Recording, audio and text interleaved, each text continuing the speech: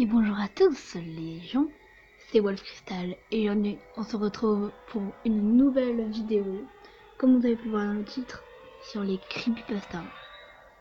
Alors aujourd'hui, si vous savez pas qu'est-ce que c'est des creepypasta, alors c'est des sortes d'histoires d'horreur, c'est des sortes d'histoires d'horreur, voilà. Si vous voulez vous marquer ça sur Google, sur ce lien quoi, et vous pourrez trouver ça. Vous verrez, c'est plein de petites histoires de creepypasta. Donc aujourd'hui, je vous présente la creepypasta, la faucille. Allez, c'est parti. Un couple marié depuis quelques années vivait dans une modeste maison d'une banlieue japonaise avec leurs jeunes enfants, un garçon et une fille. Comme dans beaucoup de situations, l'entente entre les deux enfants n'était pas bonne et le jeune garçon avait depuis toujours développé un sentiment de haine envers sa sœur cadette. Un jour, ils entreprirent de lui jouer un mauvais tour. Le garçon décida de placer une caméra dans les toilettes de la maison familiale dans le but d'y filmer sa sœur pour ensuite mettre la vidéo en ligne sur internet. Son but était d'humilier sa cadette devant tous ses amis et l'ensemble de son école.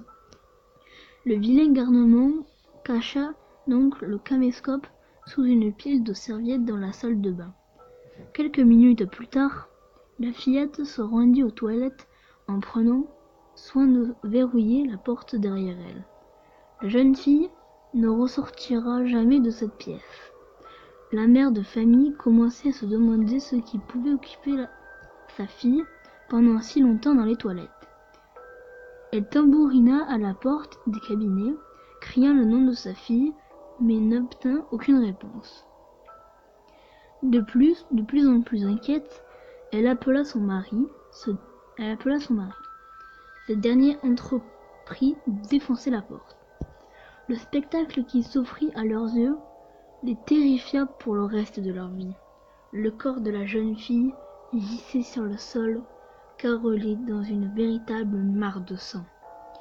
Elle avait été poignardée à mort.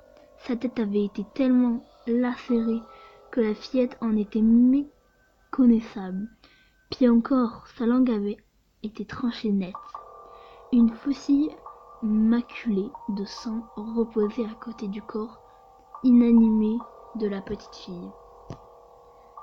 La police fut immédiatement appelée et les gardiens de la paix eurent tôt fait divertir la scène de crime. En inspectant la salle de bain, un inextricable mystère s'imposa aux policiers. La porte avait été verrouillée de l'intérieur. Le loquet de la fenêtre était bien fermé et la pièce était si petite que personne n'aurait pu s'y cacher pour attendre discrètement l'arrivée de la fille. Alors, comment avait-elle été assassinée ? Les policiers remarquèrent que la seule autre issue de la salle de bain était un petit orifice de 20 cm sur 20 à peine. Personne au monde n'aurait pu se faufiler dans un espace si étroit. Les policiers étaient perplexes. Ils ne comprenaient pas comment quelqu'un avait pu s'introduire dans la pièce et y assassiner la petite fille. Ils tentèrent de relever des empreintes digitales sur la faucille, sans succès. À ce point de l'enquête, les policiers pensaient que l'affaire ne serait jamais résolue. Vint alors le temps des auditions. Les policiers questionnèrent tour à tour le père puis la mère, sans résultat. Quand arriva le tour du jeune garçon, ce dernier était introuvable. Les officiers partirent à sa recherche et le retrouvèrent recroquevillé au fond d'une penderie. Son regard était perdu dans les vagues et le garçon était pris de violents tremblements incontrôlés. Ses mains toutes tremblantes, elles aussi tenaient fermement un vidéoscope. Le jeune garçon étant dans l'incapacité de répondre à leurs questions. les policiers décidèrent de jeter un œil à l'enregistrement sur la caméra. Ce qu'ils découvrirent sur le film allait les hanter pour le restant de leur vie. Un policier relia le vidéoscope à la grande télévision du salon et appuya sur la touche lecture de l'appareil. La petite fille apparut sur l'écran, assise sur les toilettes. Alors qu'elle remontait son pantalon, les policiers remarquèrent un mouvement dans le petit orifice derrière la cuvette.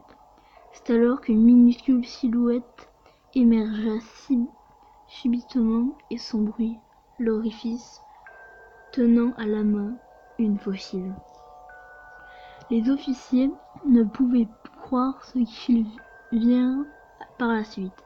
Cette tueuse ne mesurait pas plus de 15 mètres de haut. Elle sauta sur le dos de la fillette et avant que cette dernière n'eût le temps de pousser le moindre cri, la créature lui trancha la gorge d'un coup sec. Elle entreprit ensuite de lacérer le corps de la fillette de sa lame affûtée jusqu'à ce que la petite tombe au sol, morte. Mais l'horrible scène était loin d'être finie. Cette chose s'acharnait sur le visage de la pauvre fillette, lui assénant d'innombrables coups de lame, puis finit sa besogne en lui coupant la langue. Une fois le carnage terminé, la terrifiante silhouette s'approcha tout près de la caméra.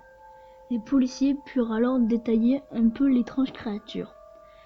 Son visage ressemblait à celui d'une très vieille femme ridée à l'extrême, et les traits nués par quelques atroces grimaces. Elle plongea son regard directement dans la lentille de la caméra et siffla d'une voix d'outre. « Tombe, vous êtes les vivants. » Puis la créature se retourna et disparut dans le petit office d'où elle était sortie, emmenant avec elle la langue de la petite fille. Une fois qu'ils eurent fini de visionner l'enregistrement, les policiers essuyèrent leurs yeux inondés de larmes. Certains ne purent s'empêcher de vomir sur le sol, tandis qu'un autre, ayant perdu toutes ses facultés, souilla son pantalon sans même en prendre ouvrage. Tous étaient tétanisés par l'effroi. De nos jours, le cas du meurtre de la fillette figure parmi les affaires non élucidées. L'étrange silhouette n'a jamais pu être identifiée. L'enregistrement vidéo, même s'il existe bel et bien, reste précieusement caché au grand public et la police se refuse à tout commentaire sur cette affaire. Le vidéoscope est aujourd'hui rangé dans un placard de pièces à conviction de la police, appelé le mystère de la fossile. L'affaire n'a jamais été relayée par la police dans les médias locaux ou nationaux. Et voilà les gens, c'est déjà la fin de cette vidéo. Si elle vous a plu, n'hésitez pas à vous abonner et à mettre un like, ça me fera extrêmement plaisir. Et dites-moi dans les commentaires si vous adorez les creepypasta. En tout cas, moi j'adore ça, j'adore les creepypasta. Et je vais en faire une, mais je vous dis pas laquelle. Voilà, c'était Wolf Crystal. Moi je vous dis à la prochaine pour une nouvelle vidéo. Allez, bye bye tout le monde.